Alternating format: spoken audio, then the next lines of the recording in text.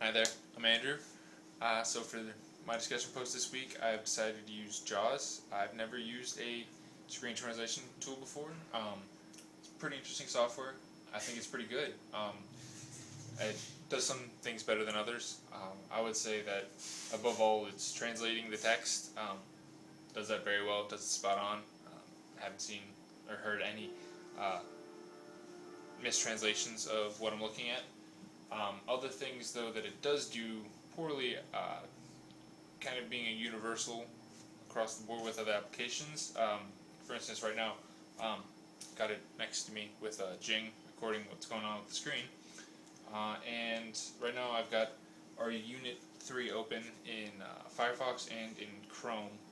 Here's Firefox, and what's really nice, within Firefox I can tell it to read certain, like what I select.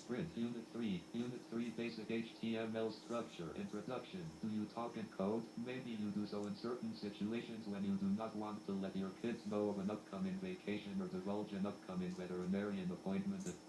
So it does that really well. I can have it Same page link toggle. Go from- Same page link toggle. Same page link toggle. go from where I am.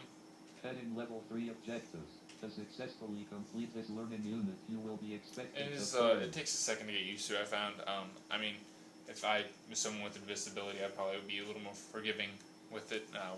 It is a little tricky with all the hotkey. I'm glad there are a lot of hotkeys. It gives you a lot of control over what you want to do. But I can see learning those in the first place could be a little difficult. On the JAWS software tool itself, though, as far as helping you understand, JAWS. it doesn't do a poor job at that, I would say.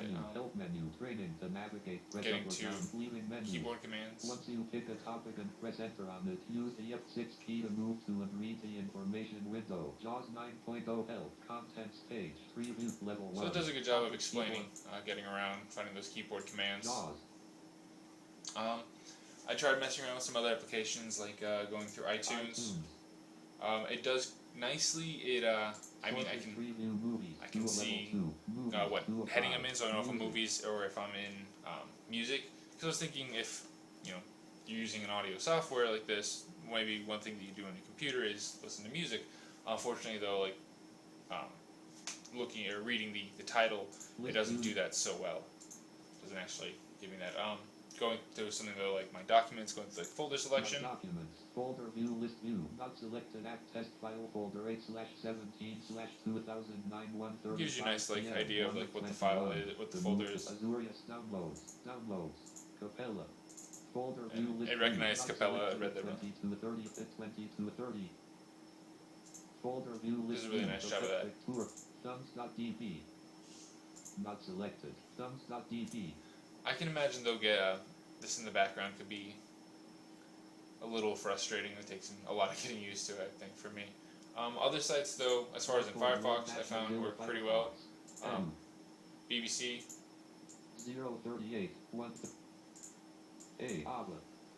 Laguniers homes on Hawaii. Big Island. 28 get that to work pretty well. Last updated at 17. So going through menus is something I go through regularly. A flow of lava from a volcano in Hawaii has moved closer to some homes on the island. The town's residents will be yellow. The town's. But yeah, I do like the software. Like I said, it's got a lot of application. I can see improvements being made as far as making it more universally accessible for other applications, so that anybody with any kind of platform could use it. I couldn't get this on my Mac, so I'm using it on my PC.